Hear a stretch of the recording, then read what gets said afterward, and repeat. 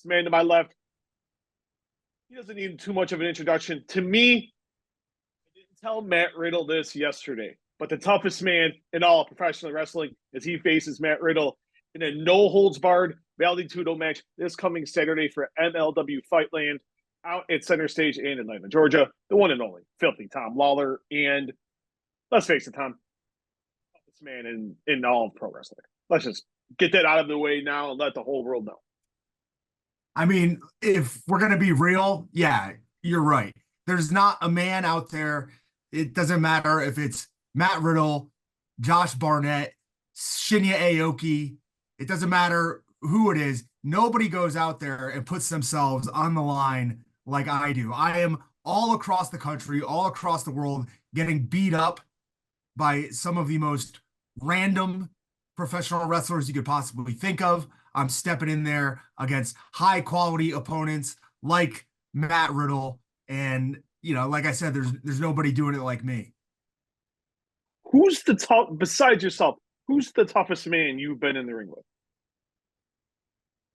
I mean, what are we quantifying toughness by?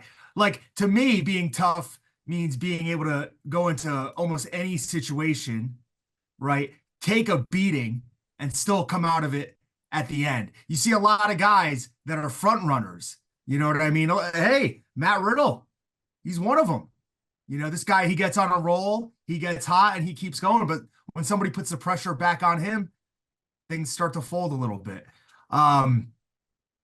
Some of the toughest guys, I think, legit, obviously, Riddle, obviously, somebody like Josh Barnett, any of the guys that step into the blood sport style, UWFI style of matches. Harry Smith, Davey Boy Smith Jr. That's another guy that I would, you know, put up there against anybody on the planet in a fight. I wish see more of blood sport. When we get blood sport in spurts, but I think if that concept fans would be able to really relate to more if we saw it more. Like you see it during WrestleMania weekend. I know Josh just had an event in June out in Japan. If we saw more of it, I think it could catch on. I think it could make a lot of noise. At least I feel that way. Maybe just being a fight fan and covering fight sports, maybe I'm totally wrong. But to me, just the concept is something we haven't seen in a very long time, except for Japan. I think one thing too that I enjoyed and that went away, that kind of popped up during the pandemic, was the Raw Underground. You know what I mean? We never saw that. We never saw that in you know, really like a live setting. I think maybe they did a little bit of it in NXT, but that presentation, that look, I'm also a fan of. You know, you don't get that. Bloodsport's more of a you know, it's like a professional wrestling presentation, where Raw Underground is more of like a fight club kind of vibe. And I think that there's a definite you know, market for that as well. I've been on shows, you know, I've been on shows where there's no ropes. I've been on shows where the ropes are replaced by chains. I've been on shows where there's no ring at all. You know what I mean? And I think that there are markets for each of them. You know, I asked Matt this when I talked to him yesterday. I want to ask you some things. I talked about like the rules of like this match on Saturday, and it made me think of like preference. And I wanted to ask you the same thing. No ropes. I kind of like process, no rope process. Like, you know, I remember in Japan, like you see like those wild Terry Funk, Mick Foley, barbed wire matches. They had those with Onita back in the day. Yeah. What do you prefer? You like ropes, no ropes, barbed wire, nothing, just a mat, and say best man win? Yeah, I think based on what most of the promotions use, I guess I would say the no rope style of match would be my favorite. But I do also, and we don't see it in like mainstream wrestling, but you do see it on independent shows, is the no ring style of shows. And those are a lot of fun too. And if you think back, or if you did the research, I'm somewhat of a historian or just a guy with too much time on my hands. But like old professional wrestling, didn't always exist just in the confines of the four-sided ring. You know what I mean? There's been various styles of fights, and there were valet tudo fights that took place in different surfaces. Those are going to be the rules that Matt Riddle and I used this weekend, and that wasn't always done in the confines of a professional wrestling ring. Sometimes it was just done, you know, on some mats. Sometimes you had guys kicking sand in each other's eyes at the beach, and then the fight goes down. So uh, there's been a variety of surfaces used throughout the history of fighting and professional wrestling, and yeah, I think they're all pretty cool. I like variety. Where's the weirdest place you had a fight? Regardless if it's in a ring, just man on man, bare knuckles. Where's the weirdest place Tom Lawlor threw it down? I mean, I've actually a venue that MLW used to run is this place called Gilt Nightclub in Orlando, and I went to college in Orlando, and for better or worse, I would go out on the weekend drinking, and sometimes, you get a little bit too much testosterone mixed with the alcohol, and you end up in a fight. And this is just one that I remember, but I remember actually being in a ditch at the Gilt nightclub. One of my friends, I don't know what happened. It was like a friend of a friend was getting beat up in the ditch, and I walked over to the guy and kind of squared up with him, and he looked at me and he said, "You don't want to do this. I'm a black belt." And I said, "Well, I've got a brown belt on my pants." And I took it off, and like I don't know if I started whipping him or kind of punching him with it, but we got into a fight and I handled him pretty easily. But that's always one of my favorites because that's a place that I ended up wrestling at years and years later, multiple times, and I had experience at that very venue beating some guy up, so it felt right at home. Did you go back to the ditch? I've been there plenty of times. Yeah, Have you I taken need to I guys need there I and need to have like a scheduled I need to have a scheduled match there because I'm unbeatable in that ditch, I tell you. who? And, I listen to your, and I'll admit I subscribe to the Wrestling Observer, and I enjoy your podcast. And I don't say because That we're makes talking, it's like it's that something makes one of I us. always. You'd be surprised at how many people.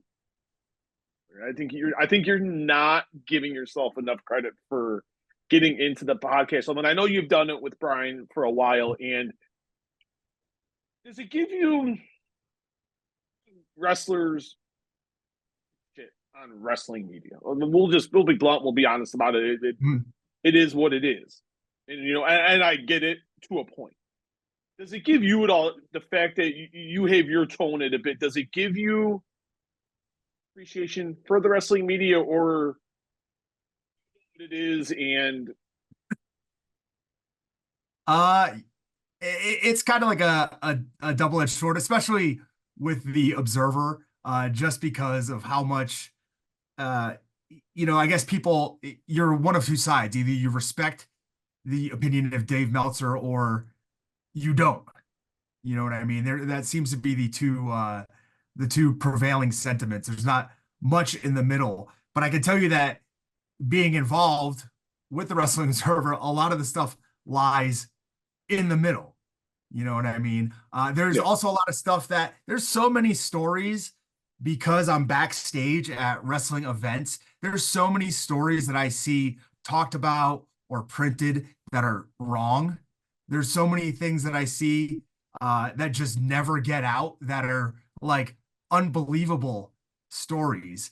And like it always baffles me kind of what does and what doesn't reach the mainstream, what doesn't uh get a lot of notoriety from the press, and really what does and what doesn't um you know capture like the fans attention. Sometimes you think the fans are going to care about one thing, whether it's something deplorable or something fantastic, and the response isn't what you imagine. So like I think most of the wrestling, I think a lot of wrestling journalists, it's kind of like the vocal minority, like it is in a lot of things, where it's like the small percentage of bad cast a shadow over the Hmm. rest of the people. You know what I mean? Because like I don't hate um I don't hate journalists, I don't hate reporters, but you know, I do hate some of the reporting. I can get that. Just because it isn't. Please correct me if I'm wrong. I'm trying to. Is it because it's not getting fully reported and they're not going checking more sources instead of just going off the word of maybe one or two people and not fully vetting? Is it more because of that? Well, Because you, that and a lot of it, like if you media outlets use a lot of snippets, right? They use short quotes to kind of grab the attention of people. And most of the time, that doesn't tell the whole story. You know what I mean? So sometimes maybe it's not even the fault of the journalist or the reporter themselves. Although there are plenty of instances where they should either, you know, be vetting the sources better or getting more sources. But sometimes it's just the outlets themselves, and that's like I understand that you're trying to capture headlines, but it doesn't tell the yeah. whole story. Sometimes it makes somebody out to seem more upset in a situation than they truly are, and that's detrimental a lot of times. Because I know from working, because I've worked at Sporting News, The Zone, Yahoo Sports, Bleacher Report, and I know that I would still do get stuff taken out. Like I'll write it, like you said, you'll take the smallest part, and then I'm looking at it like, okay, give more of the full context. There's a whole other quote there, or take the time and listen to the entire interview, and there's a whole lot more in Yeah. reasoning that goes behind it. So there's times I do find it two outlets. There's like two outlets that I feel do give the full context, and you got the rest that are just kind of, and no disrespect, they take just that very small chunk. And I know I find that very frustrating when things aren't expanded upon more. That's my Yeah. frustration. Yeah, yeah. And I mean maybe it's maybe it's just a change obviously as times change, like the way people consume media is different. You know, we used to rely on like newspapers, and I would sit there and read, you'd have to read the entire thing to get the Yeah. story. Whereas now you're just bombarded with so many headlines and just nonstop news that really, I mean, do you have the time to do it as like a consumer or as a fan, you Yeah. know? So, When's the last time you read a newspaper? oh God, it's It's a been, thing. It's still a thing. yeah, I know. It's been years. Usually, I guess like when I travel overseas, I would grab them just to kind of see and look and, see what's going on and see if I can understand any of it. Uh, but yeah, it's got to be 15 years probably. Of the mindset now that pay for journalism. I'll pay for, we have papers here. I'm based in Chicago, and we have the Chicago Tribune in Chicago sometimes, and I'll pay a couple bucks a month to read. Just like Yeah. I'm still reading my newspaper, but now it's just, a lot of these newspapers they have it where it's just online and you can just log in, Yeah, yeah. download an I, app, and it's like right there. I tried to I've tried to read some of these things online like I you know the Athletic RIP, is it still around? I'm not even sure. Oh, yeah, oh come on, oh man, I have a subscription. Yeah, It's well now it was I bought did by the at New York. first as well, but it just didn't, it didn't stick for me. So, um, there is something there is a lot to be lost, like with the transfer over of the newspaper. Like I would always prefer to have the physical media in my hand, but I guess a newspaper is just not something I value. Yeah, see, Ron, to me, we can sit and talk about this for 3 hours because I think what happened with you in the UFC I thought was pretty atrocious. Uh, And looking back on, you go there, you transition full time to pro wrestling, and you look at this run you're on, and you're on a really good run, high in demand, and MLW. You know, you saw you even on AEW TV. I was pretty excited to see Filthy Time on AEW programming, and you know, you're mainly New Japan strong. In retrospect, it began the journey wrestling a lot earlier than you did, doing more of it full time. No, the exact opposite. Because you reach a point where you can no longer fight at the level that you did, but you can still pro wrestle. You know, take a look at, you know, Minoru Suzuki. Take a look at the guys, some of the guys in MLW, right? Suzuki, Kojima, these guys have been around forever and they're still performing at a very high level. You could not take, and Suzuki's a great example because he was as legitimate of a fighter as there was. You couldn't take him and put him into the world of MMA and have him be successful now just because as time goes by, your reflexes slow. There's, you know, your chin goes. There's certain things that your body just can't handle that it can handle when you're younger. And if you're smart, if you're intelligent as a professional wrestler, and, you know, I'm not even putting myself in that boat at all, but you can preserve your body easier in a way and limit kind of the things that you do to have a longer career. In MMA, you can't do that. You hit a certain point, you hit a certain age where you just slow down and you're done. You know what I mean? And I think that you know, I think I had a couple more years left that I wasted. You know, how much do you miss MMA? I don't, I mean, I miss, it's weird because I love MMA, but I'm not like the UFC is great, but to me, it's just not the end all be all. You know what I mean? It's kind of the same with like professional wrestling. Sure, WWE is the biggest company, but I would be watching professional wrestling if they weren't around. I would be watching MMA if the UFC wasn't around, you know? So, like, in a way, people sometimes I'll talk about the UFC and people think, like, oh, God, this guy hates MMA. He hates the UFC. That's not the case at all. I think it's the best sport on the planet. Um,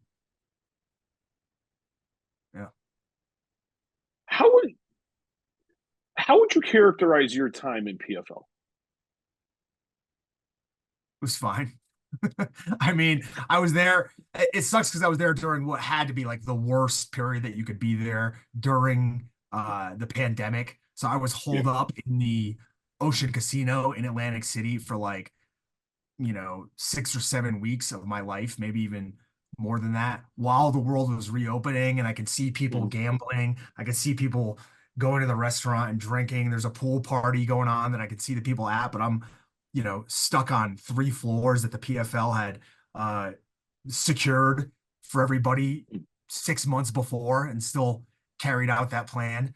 So in one way, it was awful, but the staff, everybody there was, I mean, fantastic to work with. Yeah. You know, and it like not everything was and they were kind of figuring out some of it as it goes. Not everything was super organized. Like, don't get me wrong. There was definitely stuff going wrong in the bubble, but the PFL staff and the people that they had there were at least willing to, you know, work with you and try to make changes and just make things as kind of as enjoyable as it could be in such a shit situation. Do you watch a lot of fighting these days, whether it's Bellator, UFC, whatever? Whatever's on, whatever's on. Uh, BKFC, Yeah. Oh BYB, my god, I love that. BYB Extreme. I didn't have a chance to catch the Bellator this weekend, but or the UFC, but that's because I was working a match.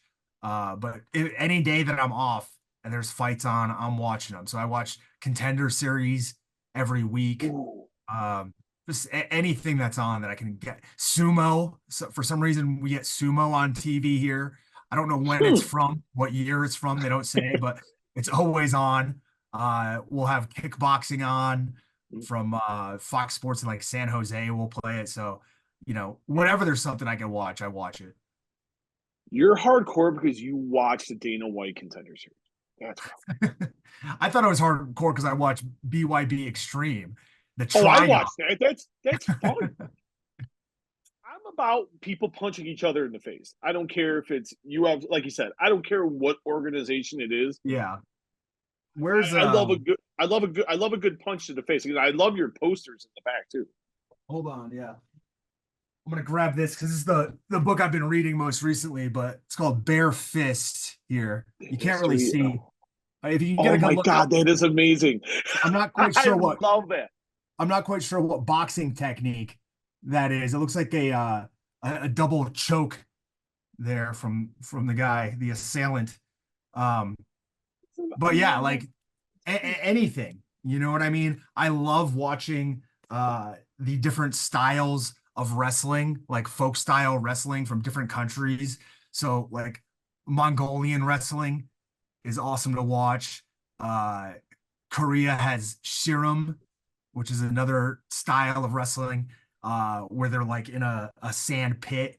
Obviously sumo, there's judo, any combat sport, like any combat sport, 1-on-1, 3-on-1, 5-on-5. I mean, whatever it is, I'll watch it. Fight What? Circus, big big fan of the original Fight Circus shows. Oh my God, those were you talk about cluster. Yeah, That was a from people I know that were participating in that event. They had said it was a cluster. They had yeah, fun.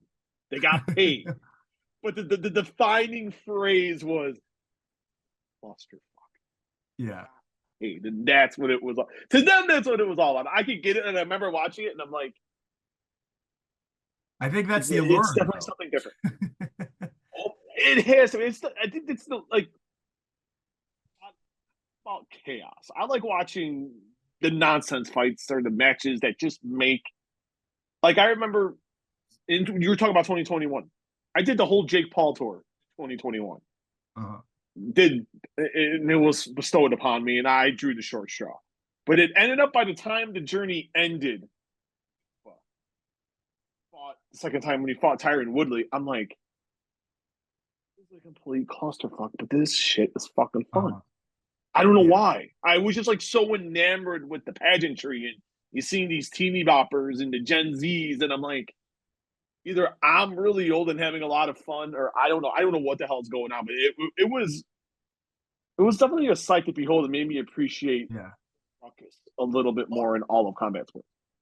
It like we talked earlier a little bit, or I talked about it because I'm a nerd about it, but like early roots of combat sports, right? You'd have Yeah. guys fighting in tents and you'd have multiple Mhm. different bouts under different rules. There'd be a circus sideshow going on. They'd have the strongman, the bearded lady, all that stuff happening. So I love the idea of like a variety show when you go to a pro wrestling event.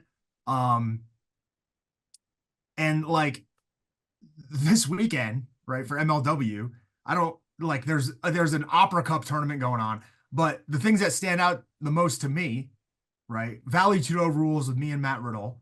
I saw a Taekwondo match announced, and then Yeah. today I see a Taipei death match taking place, right? So to me, the more variety, the wackier, the better. And I don't know if it's gonna get much wackier than what's going on Saturday at center stage. You know, I look at this year for MLW, and I haven't talked to Court in a while. But seeing the outside, watching the shows, and companies on a good roll 2024, and you've been on a lot of the shows and around different independents.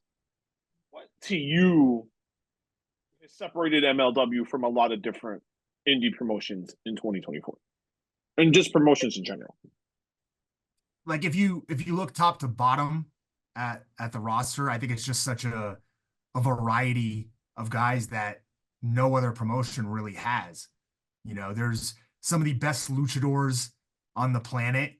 You have some of the best, what would be considered like Japanese strong style wrestlers on the planet competing there. You have young upcomers. Some of them are out of their damn minds, insane. Uh, you've got guys who have been around who are insane. You know what I mean? Whether it's like Matt Justice or Cruel, guys who will put themselves through hell, just for the fans' entertainment. Well, I don't know if that's what Cruel's doing, but Justice for sure.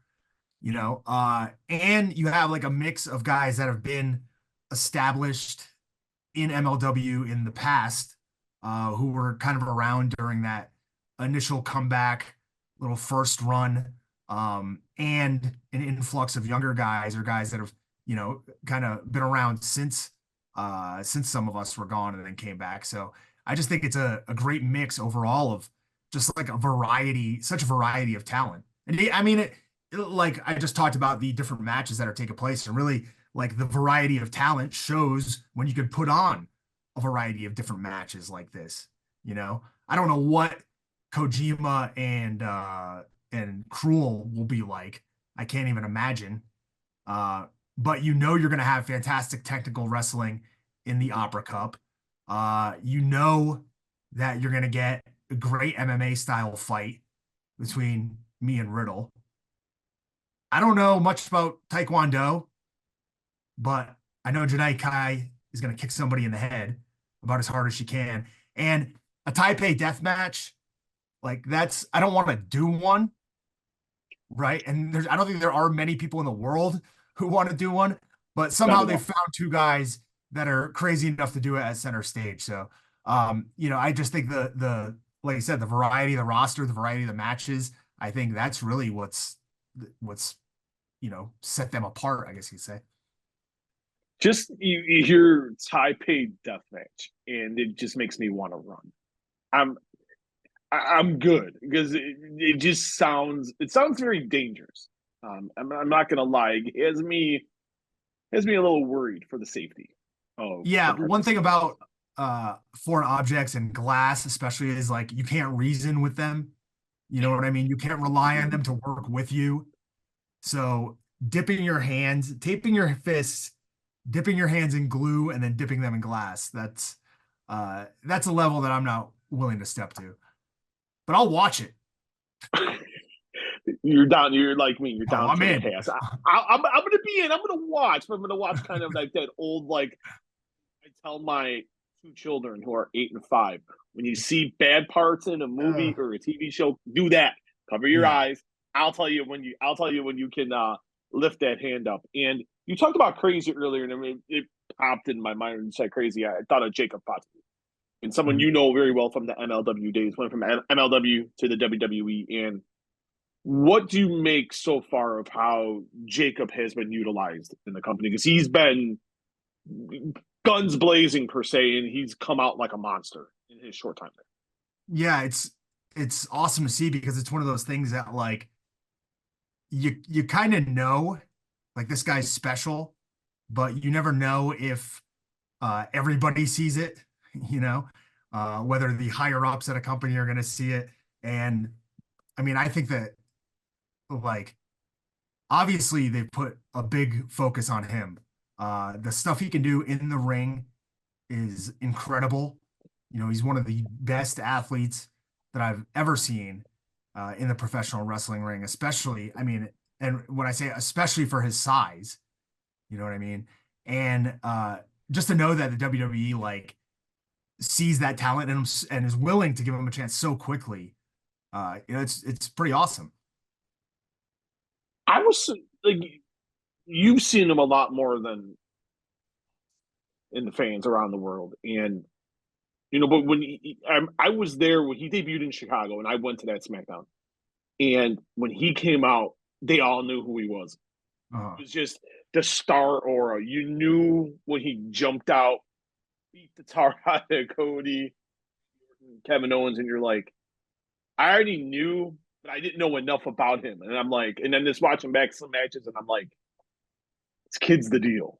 And you could see how they're pushing him, and you're putting him in the top act, and it seems like he's going to be right on top of the main event picture. And it's, to me, it's good to see because it does show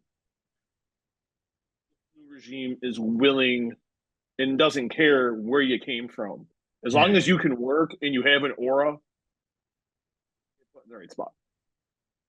yeah, 100%. And like, I mean, it kind of sucks for in a way because like Tongaloa, Tama Tonga, they come in. You know, Tama Tonga is phenomenal, Yeah. fantastic wrestler, and these guys have just been overshadowed, really by Jacob Fatu. And you know, in the long run, like you said, he's going to be the one at the top of the card as a singles act. You can already tell, um, and he's going to be. I mean, he's going to be so over as a baby face, Mhm. right? I mean, his move set and his skills and the way he moves are already kind of tailored to it in the long run, but the fans are clamoring for it now. You know what I mean? Yeah. They wanted him to take that title shot against Cody Rhodes. They Oh, wanted him to be in the main event, and they've already, you know, done a good job setting it up with uh taking the tag title away from him, now taking away this shot at Cody Rhodes. So when he finally does, you know, get these matches, the crowd's gonna be going wild. it's always, I don't care what promotion it is.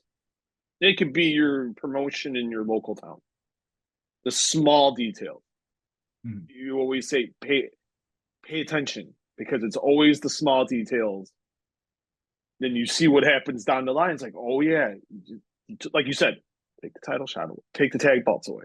Then you Yeah. let that go and marinate for a while. Then it's, oh, you're not going to get Cody. I'm going to defer this to you. And it's like one of those things to where when it does happen, it's those little seeds are planted. And it's one of the things that it seems like it was a lost art form, but now it's slowly and surely it's starting to make its more way into a lot of the promotions in pro wrestling. Well, I think over the last, well, especially since Vince McMahon has kind of been gone, uh, they've allowed storylines to play out slower, right? This bloodline storyline is still going on. It's been going on for years. But I think the overall success of it may have given WWE a little bit of you know, confidence going forward in presenting storylines over a longer period. How long has this Judgment Day, you know, been Yeah, they've going been on? around for Right? They've been around for a while years. now. And really they Dominic and Rhea kind of predate that by a little bit. So that act has been around forever. And there's always new wrinkles, new twists and turns getting put in. And like I said, I think that the success kind of those acts up top has given WWE a little bit of confidence going forward and that we can, you know, have longer storylines and not lose the attention of the audience. In fact, it actually may work out in the opposite and, you know, bring more fans in as the storyline progresses. So, yeah, I'm a fan. A lot of people are fans of you, as am I. And what's going on with you right now, Tom? Like, like you said, we talked earlier. We see you in MLW. We see you doing New Japan Strong. We've seen you make the treks over to Japan. What is the end goal for you? Like, where does Filthy Tom Lawlor want to be in terms of the pro wrestling landscape? What's the goal and dreams? I have none at this point. Why is that? That, I know you laugh. yeah, I mean, I laugh because it's like, it's true. Um, you know, I don't really have, I hate to say it, but I don't know what excites me at this point. You know what I mean? Why is So, that? Is it just because you've done a lot, or you feel like you haven't done enough? Like where does that mentally come from? oh, I mean, there's so much more I could do, but I just have the feeling it's not going to happen. So rather than sit around and overstay my welcome, you know, maybe it'll be time for me to move on sooner than later. What do you want to do? Like what do you want to do in wrestling?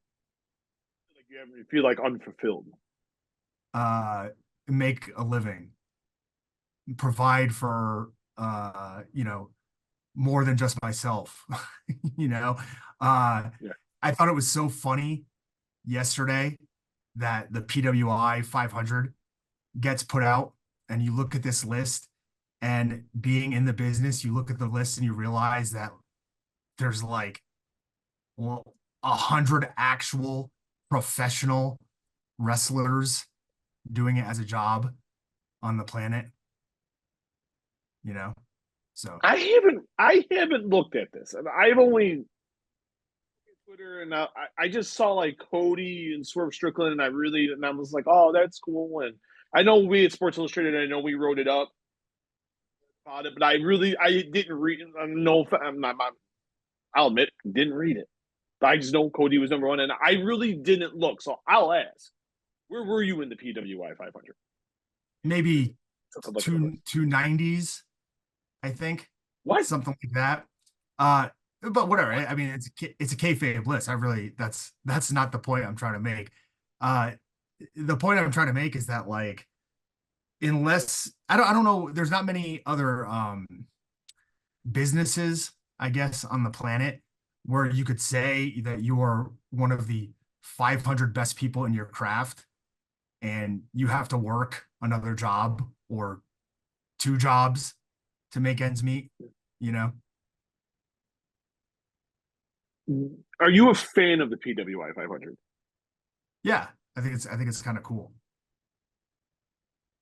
290. I'm gonna now see. Now what I'm gonna do is when I because Here's my point. Here's my point. I'm baffled. If you went and polled 500 of these guys and asked them, like, if they're doing this professionally and not working another job, I'd say it's a smaller percentage than it should be when you take pro wrestling into account. So, I don't know. 15-minute walk from my house to my children's school, and I'm gonna look at this list while I'm walking. It's about it's about a mile walk. I'm gonna sit and take a look at this list, and I'm gonna see the other 289 wrestlers that are ahead of you, because I find that extremely baffling. And I don't know anyone that works at PWI, but some bullshit on the PWI here. I really am. I should be. I think I should be. I should be ranked lower, probably. Say that. Whoever should be. Well, like, they put out a statement saying Roman Reigns wasn't listed because he didn't have enough singles matches, and I understand it in the context of like the list, but to me that makes him the number one pro wrestler on the planet. You know what I mean? Like, if you think about it, right? The goal should be to bring in as many viewers and fans as possible and make the most amount of money while doing the least amount of harm to yourself. And to me, like, that's what he's done. So when you ask what's my goal in professional wrestling, what are my goals? What are my dreams? My goal and dreams in professional wrestling are to make as much money as I can in the shortest amount of time possible by doing the absolute least I can do and getting out without harming myself physically. I agree with that 150%. And I think it's a goal for every wrestler. Get in. Yes. It's that old edge, regardless of like your athletics. Get in, make the cash, get out, be healthy. Yeah. Right up into the sunset and do. Then you get to do all the shit you want to do after that no one, that like maybe 5% of the world can do. Yeah, that's my goal. What and I wanted to ask you, I remember the whole thing with AEW, and I want to get clarification on this. I remember reaching out, and AEW never really gave a full clarification on this. And if I missed it, my apologies. What exactly happened? Supposed to be there. You were supposed to wrestle on the 0 hour, and then it was you weren't there. I've wrestled a dark match before the 0 hour. Yeah. Why it just wasn't on 0 hour? I don't know. I find it so intriguing because it was perceived that you were going to be on. Not a very happy time and point in my career. Let me just put it that way.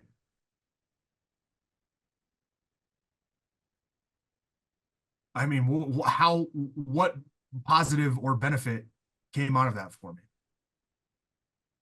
Really, nothing to be like. Were Well, thank you? you. Would you? No, There you I go. agree with you. Would you go? Be willing, if called, if asked, or is that like in your mind, like you know what?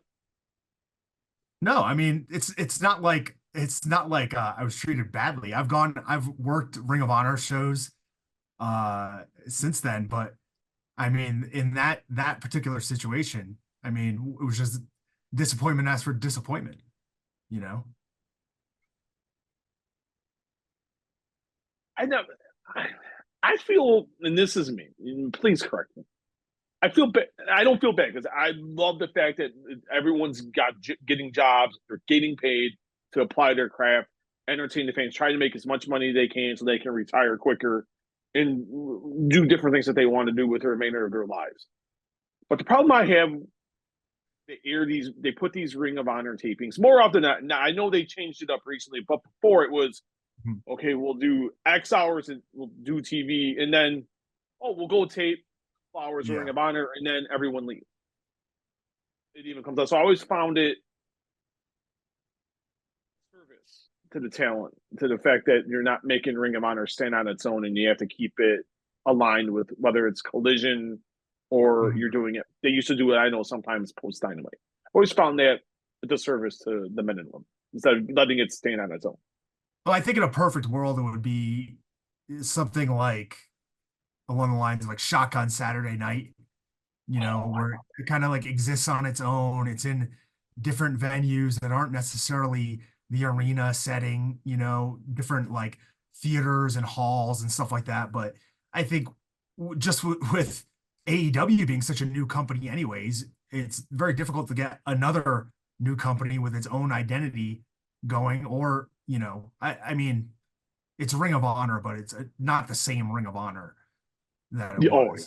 You know what I mean? And now with the possibility of even more programming for AEW, I just fail to see where Ring of Honor even has a chance to fit in and get its own, grab its own footing as its own brand. So, I don't know what's going to happen there, but AEW Shockwave. It seems like that's going to be the Tony would not confirm nor deny that yeah, that yeah. would be the new show, but that kind of seems like that's going to be the it's going to be the name of a new show. But do you think it's good for talent?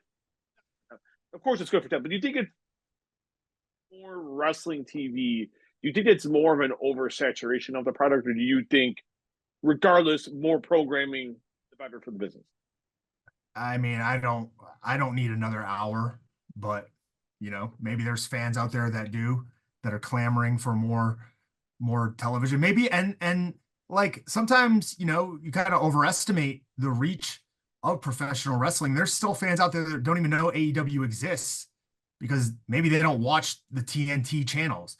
Maybe they only watch Fox Sports or whatever, Shockwave may end up on. Maybe there's still people out there. There's people out there that I run into that don't know about the UFC.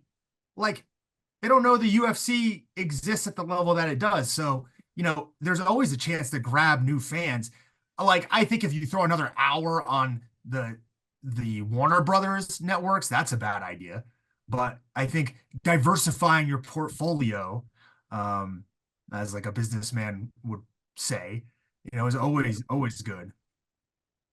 Two more questions, Tom, and thank you so much for the time today. It is definitely greatly appreciated. And how does the remainder of your 2024 look for you? What do you envision in this last quarter of the year? Well, I don't know. I mean, I've been to be perfectly honest, I've been pretty physically beat up for a couple months, so I've been trying to like repair myself physically. Um, and hopefully, that gets done sooner than later, so that I can really start firing on all cylinders. Because I feel like for this year, that just hasn't been the case, and I'm kind of looking to fix that in the next 3 months or so. Um, my schedule is pretty full, as it usually always is. So I'm gonna go out there and, just fight across the country every weekend. I have before I ask Leslie, I have to. I meant to ask this at the beginning, and it blew my mind. How'd you get the name Filthy? Not it. I can't. I think I kind of get the idea. I wanted to. I've always wondered it. Like listening just to your podcast with Brian for Now the the Wrestling actual Observer. Like, what where'd you happened? get the What name? That's happened? awesome. What happened is when I first started fighting, um, so this sort of like fighting professionally, maybe like 2006 or something, maybe even before that.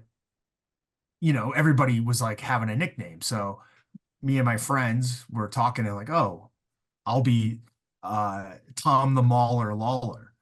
And then, one of my friends is like, yeah, I mean, that's good, but it's not like, it doesn't really like capture you. You know what I mean? Like, yeah, Yeah. sure. Like you go out there and you just like kind of run through some of these guys, but it's not like it doesn't capture any of your personality. And one of my friends just kind of threw it on there at the beginning because he's like, dude, you're a filthy guy. Like you're just, that's you.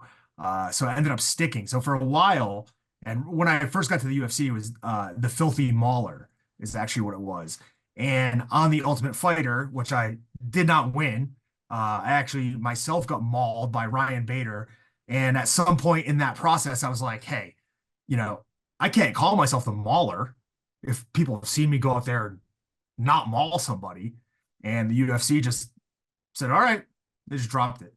So I guess, in a long roundabout way, I can thank them for how it ended up. But originally it was the filthy mauler. What injuries you were talking about? Injury. What injuries, like nagging injuries, are you dealing with that you want to get I away and mean, get 100% or close to it? I couldn't even tell you. I mean, I've got so many issues on one side of my body that I couldn't tell you and pinpoint exactly what the deal is. Like there's not one thing. I'm in my 40s and I've been active the entire time, basically. So sometimes you just get beat up and things go Yeah. downhill. So I don't even know. I couldn't even tell you specifically what happened or what the injury is because my joints and some of my muscles and stuff are so locked up that you can't even get to them. I listened when the UFC antitrust lawsuit when the offer got denied by Judge Bulwer out in Nevada, and I was listening to an episode of The Observer with it was either Dave and Garrett or Dave and Brian, and Dave had said at the time he hadn't talked to you about what your thoughts were on the settlement and on it being rejected. What do you make of Judge Bulwer being like,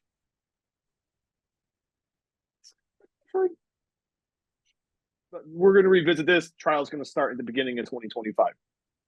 What do you think the judge blocked it because he feels that, and rightfully so, at least in my opinion, that fighters should get more money? It's a dicey situation. It's rolling the dice. I get it.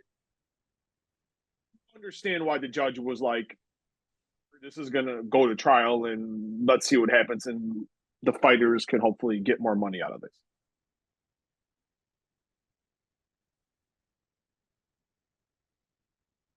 I don't think I'm getting a dime.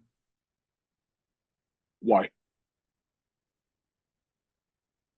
And there's too many factors in play. Like this judge, if he wants the fighters to get anything, he should have read the lay of the land. You know what I mean? Like the people in charge of this stuff at the government level right now are not gonna like it's not beneficial.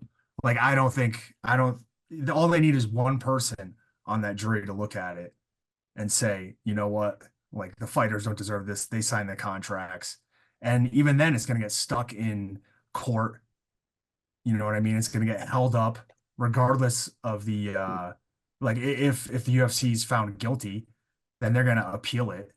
And how long is that gonna take? You know what I mean? Like some of the fighters went from, you know, getting thousands of dollars, some of us six figures, to probably nothing. So, I mean, it's not, I guess it's not the judge's decision, or it's not his job to make sure we get money, Yeah. right? But if he thinks that we deserve it, I don't think we're getting anything.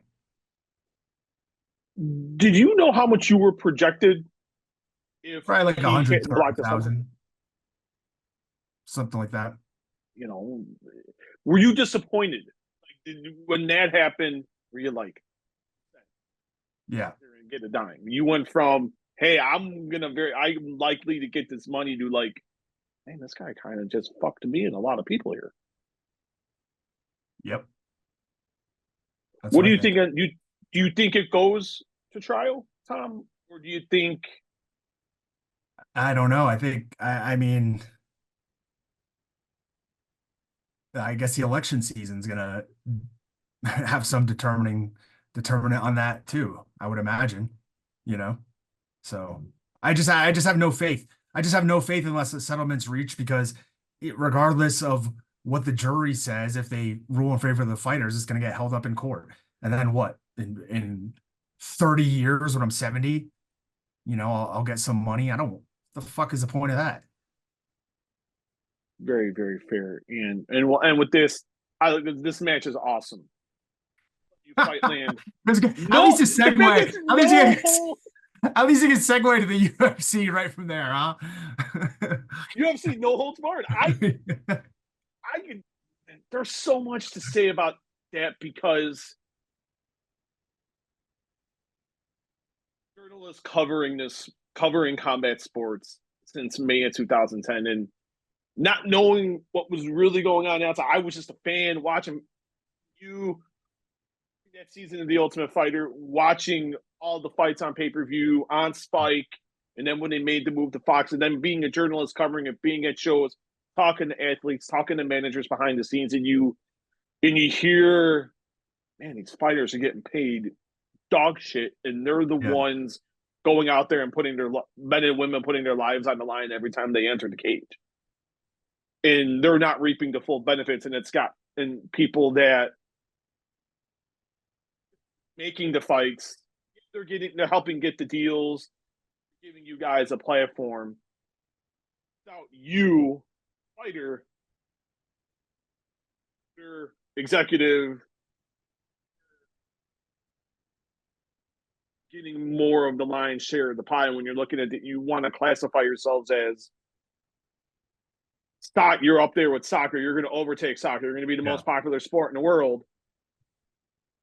Soccer players are getting paid millions of dollars, and the fighters are getting scraps. I was fed, and I ate up that same line that you're talking about right now. I heard it for years. This is the fastest growing sport, this and that. Well, I mean, it was, but the purses didn't go with it. You know what I mean? Actually, what Yeah. they did was they took away our ability to get sponsors, so we lost money. You know what I mean? Yeah, like It riles me up, Tom. I'm sorry, me too. because it's one of those to where I always felt if it was more of you want to classify yourself as the premier organization, Yeah. then be like the NFL, the NBA, be like Major League Baseball, where you have the NHL, and you have split split of the pie per se. And that's the one thing that just being in this enough, talking to different managers and fighters and the promoters, and learning some more. It's not hard to see if you just open your eyes and take a look. Yeah. Yeah. Because that's why I said we could talk about this conversation for 3 hours, because that gets me so. I think you guys got royally, and I'll say you guys got royally fucked. Yeah, you knew what you were signing up for. There's no, and people will be like, oh, they chose to do this, da da da da da. It's easy for outsiders to say it, even people like me to say it, when you and your fellow fighters are the ones that put in the sacrifice. And like you said, you got injuries, and who's going to look after you guys? You got to look out for yourself. The promotion Yeah, just kind of UFC's the promotion just UFC's usually not got, looking out for me. UFC was not looking out for me. I can tell you that much. and that's why I transitioned. I love this match. I'm, I'm looking out for Matt Riddle. That's for sure. You're gonna look out for Matt. Matt No, was I mean, very complimentary of you yesterday. He was he had all these similarities between you guys. The UFC. You guys got fight bonuses. He still said he's the better grappler. He's gonna he had those facts ready because I talked to him a few shows ago and we were talking about this stuff. Don't let him fool you into thinking that he had all these similarities ready to go. He wrote them down 3 months ago at a show when we were talking about the UFC lawsuit, and now he's rattling them off like he knows any of this stuff.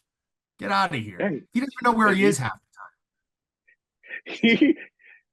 He said he is a superior grappler. Your hands are about the same. He goes, how many knockouts does he have in the UFC? Look that up. I'm going off what he said. I have two knockout of the night bonuses, so he gave you props for that, by the way. He gave you props for the knockout bonuses. Hey, he's like I said earlier, right? Like if you're gonna talk about tough guys, like I think there's three guys you put up there, and it's me, Josh Barnett, Matt Riddle. You got two of them in a Vale Tudo rules fight this weekend. So if he thinks he's a better grappler, then he can prove it. What do you expect out of this match? When you put this out, and I'm like, what Vale Tudo is? He's going no holds barred here. I'm not quite sure I'm not quite sure what to expect. I got pinned in an MMA fight by Paul Hauser, so who knows what chicanery and rules they're gonna throw at me last second here. You know what I mean? I'm looking for an one-on-one sporting contest with Matt Riddle, and I don't know what MLW is gonna try to interject. You have to say though, you got pinned by Paul Hauser, but you know what, Tom? Seen all over the world. All the major shows getting pinned in the ring. You were on E, Entertainment Tonight, Z. Was I? I don't even watch that stuff. Tom, you were the I pinned the great Tom Lawlor, and it's like gave you love. He gave you love, Tom. But they showed you getting pinned. Paul Hauser, award winner. What was it though? Just the fact that I know actors have their different perceptions of the pro wrestling business, but here comes a guy who legitimately respects the pro wrestling business. So how cool is that to where the outside industry hasn't always been the kindest to this business, fully embraces what pro wrestling is really all about. I don't care. Don't care. He's great. I like Paul Hauser. What do I care if an actor likes pro wrestling and respects it? I don't care. I don't care if a carpenter likes it and respects it. I'd probably be more interested. Give me somebody who gets their hands dirty. You know what I mean? Somebody who does a real job.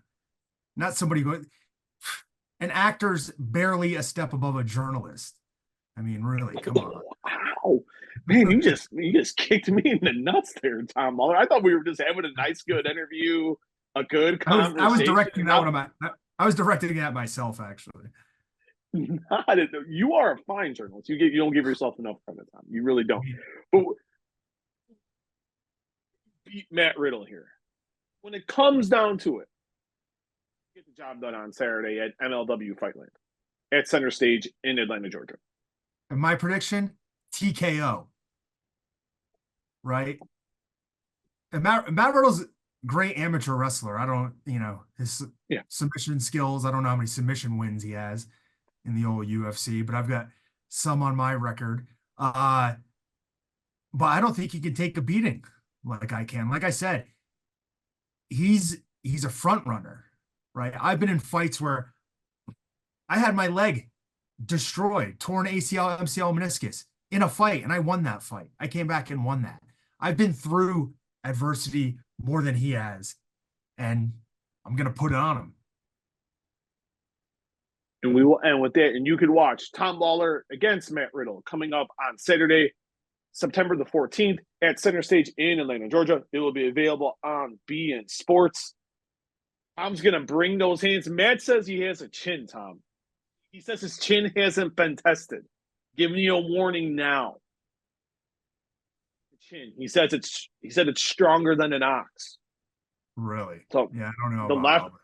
The left and right, Tom. He says the chin has never been tested. Ready to see if you can test that chin for him coming up on Saturday night. I know he likes edibles, so hope he's hungry to eat some fists. You're not an edible fan? Because I'm not. Huh? Are you an edible fan? Me? No, not really. No. Yeah, I don't. Too dicey. Not a fan. And my wife's not a fan either. So that makes it. You never know what's going to happen. You are 100% on that, Tom. And we've never chatted before. I know we said 20 minutes and this ended up going longer, and I really appreciate the time, Tom. It means a lot. It is greatly appreciated. What time do we start? Now we're going to start at 10:30?